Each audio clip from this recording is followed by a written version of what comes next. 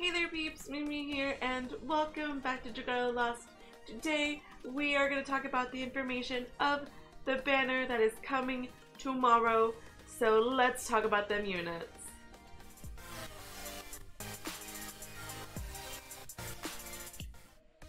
An event is not ending, and by that event I mean the start of void battles. We just got them like last week, and we've had these limited time endeavors, which I hope that you've completed because there's like only one day left. If you haven't, make sure to do those.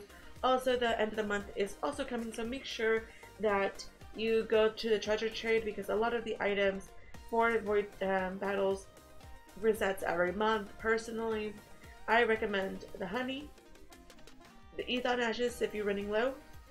I don't usually use these for some reason. The steel brick for 4-star weapon, limit breaking. Damascus crystals. There's a moonlight stone, and the Champion's Testament. I have a little bit too many Knight's Testament, but I'm still gonna try to get all of these, and those are the ones that reset every month. So make sure you try to get those. The bronze from the bronze Fafnir down, none of these reset at the end of the month. So definitely I would focus on the top half of this list that I just showed. So anyways, that was just standard PSA. And we could talk about the units. So we got the yesterday we got information about the event that's coming in, which is going to be a waltz with fate, and we also know that it is a shadow raid, which means we need light adventurers for it. We've had several light banners associated with shadow events. Like some notable 5 stars would be Anna Lee, Lucretia, and also Halloween Ellie. So, but I mean, we have a decent amount of light units comparatively to shadow units, which we only have one limited time 5-star shadow unit and one regular time 5-star shadow unit. But we've already talked about that, and we're just a little salty that we haven't got a shadow event. But if they do a shadow event for facility next time, I'll be happy. Okay. Well, light event, but we need shadow units. You know what I mean. Okay, so announcing the next summon showcase, Thunder and Splendor. Featured adventurers, dragons, and whimperants will have an increased appearance rate. Some of the featured adventurers, dragons, and whimperants are detailed below. So, I would like to call out very specific wording that is missing from here. Limited. These units are not limited whatsoever. These are basically kind of like the Annalie banner in the sense that they're going to be around here forever. So you can get an Annalie, randomly, she can spook you, and that's fine. But, if you feel like you have to summon on this banner right now, the only reason you should feel that way is because they're time limited, whenever they're time limited units, or that you just really want that increased rate. And we all know that the increased rate doesn't mean very much, as we know from my terrible summons, which you can see the card for that up there, and watch the ads if you want to support me, guys. But yes, the odds are what it is. But personally, before I even go into the details of this banner, because there are so many 5-star light units, I'm gonna spend, my well-earned lack of wormite of the moment. I'm going to save that and wait until we know information about the next banner, because we think the next banner is going to be a Gala banner. So, just know. Gala banner might be incoming right after this one, so save your wormite and at least wait to know what's going to come next before you go, too much on this banner, unless you're missing this or he turns out to be husbando. So, without further ado, let's talk about these units. We have a 5-star adventurer, and this is Albert. I'll show you the power of the Thunder Swift Lord, and here he is. He looks really cool. He is a light sword unit, and that's his might and maxed out. Also, his details is he's known as the Thunder Swift Lord for his ability to wield thunder.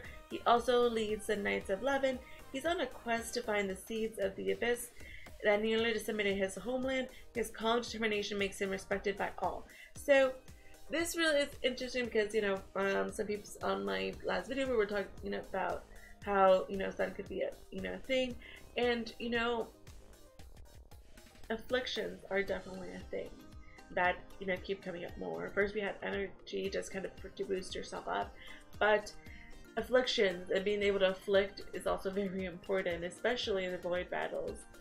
And his skills are lightning burst, which deals light damage to the target and nearby enemies, and this is what I'm talking about afflictions. Thunderous impulse electrifies the user for 20 seconds. When electrified, the user's 4 strikes may inflict paralysis, and the lightning burst skill is powered up when not electrified. The gauge for the skill will fill gradually. Abilities that increase skill gauge fill rate will not affect the skill. So this one is unaffected by skill gauge prepping.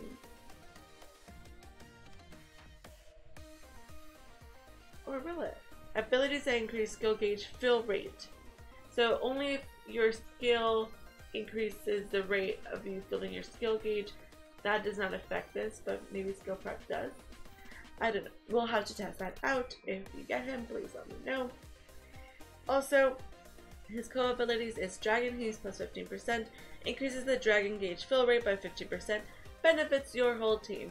So he'll be able, you know, while he uses this Thunderous Impulse, he'll be able to paralyze his target as long as he uses a Force Strike, which is really cool, and also makes us, you know, realize that we need to be better with Force Striking. If it is not something you're good at, I really suggest that you try it out and see how different characters do their Force Strikes. I know I have an issue with, you know, between like lance users and like mages, because I always have to, like, it feels always a little slower to do the Force Striking, at least to me, and it's not something I'm like amazing at, but I'm trying to get better at it as I get, you know, go along. And also his abilities are Force Strike plus 50%, which makes sense, Poison Resistance plus 100%, and Electrically Charged 2, increases strength by 25% when electrified. So that is awesome for him. Also, the fact that he has Poison Resistance makes us know that the raid boss is going to cast poison this time around, which Annalie, if you have Annalie, she's a great unit for that, because she has Poison Resist. And then we have the featured dragon, which is a 5-star light dragon, and this is Gilgamesh. I shall show you the power of Gilgamesh, King of Kings. And, you know, just I can only think of Fate's Day Night when I see Gilgamesh here. But anyway, dragon details. A dragon known as the King of Kings. He is said to have once ruled the world, and his achievements live on it in legend. Nary a single shadow can exist before the great power he possesses. His skills is Subjugating Sword, deals light damage to enemies directly ahead, and abilities is Strength and Shadow Resistance 2 for light units. So if the user is attuned to light, it increases the strength by 50% and adds 15% to shadow resistance. This is pretty awesome. He is a great dragon. I wish I could have him, but I'm gonna wait to summon on this banner before, you know, wait, I'm gonna summon whenever I know what else is coming in the future in the next banner, which, you know, we'll talk about that in a minute. Then we also have in the feature Worm Prince, the Shining Overlord. This one is a 5-star, you know, Worm Print, which increases skill damage plus 35% and Dragon Claws 2. So if his user wields a sword, it increases their power by 35%, and Dragon Claws 2. Each shape shift increases strength for the remainder of the quest up to 3 times per quest. This is pretty awesome. This Dragon Claws 2 would really work in raids because you know you're going to hit dragon a few times. And also the sword thing, it really goes well with Oliver that's on this banner. And also the other Worm Print, we have the Solitary Light with Felicia and Phantom, I believe. She looks so cute. And her abilities are, well, the Worm Print's abilities are Light Affliction Guard 2. If the user is attuned to light, resists afflictions up to 3 times per quest, and Shadow Resistance plus 8%. And those are all the Worm Prints and units that are coming, but there is something very key that is missing from here, and that is the ones on the Twitter. We don't know the 4 stars, and we don't know the 3-star adventurers, so I'm going to show you. And we don't have those details right now because we usually get those on the actual Shadow Showcase, 7 Showcase. But the Japanese Twitter for Dragalia Lost has already released a promotional video for the units, so I will show you the units. So, of course, we have Albert, which we know and love. I cannot, play the audio of course, for this. Then we have Gilgamesh, who also looks really cute. I really suggest you follow the Dragalia Lost Twitter so you can see this video in its glory. This is the first worm print we talked about, and the second worm print we talked about. And then we have the new 4-star character. She is a sword user. She is light. And her name, I believe, is Odetta? Odetta? Per my Japanese translation, Odetta. And I'm pronouncing that wrong probably. But it might be, English translation to Odette. I don't know. But, she is really cute. I really want her.